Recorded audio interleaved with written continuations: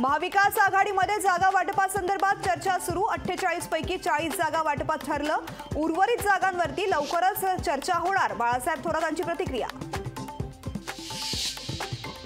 हुकुमशाहीचा पराभव करण्यासाठी वंचितनं मवियात यावं। खासदार संजय राऊतांचं वंचितला आवाहन।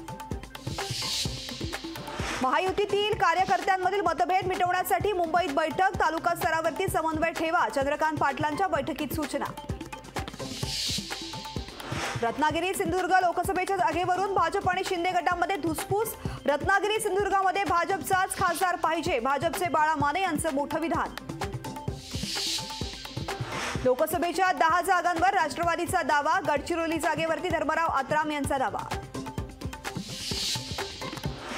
काँग्रेसकडे ना कुठला नारा ना कुठलं व्हिजन। काँग्रेसकडून भाजपच्या घोषणांची चोरी। आशिष शेलारांनी ट्विट करत साधला निशाणा। हर्षवर्धन पाटलांचं मुख्यमंत्र्यांना पत्र। महायुतीमधील मित्रपक्षांच्या नेत्याकडूनच धमक्या। पत्रातून हर्षवर्धन पाटलांचा धक्कादायक खुलासा।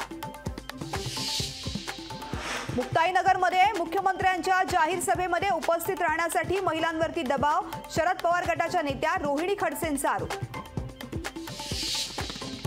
भाजपमध्ये गेलं की लवकर निवडून येता येतं अशी मानसिकता, तर काँग्रेसमध्ये निवडून येऊ शकत नाही। बच्चू कडू यांचं विधान।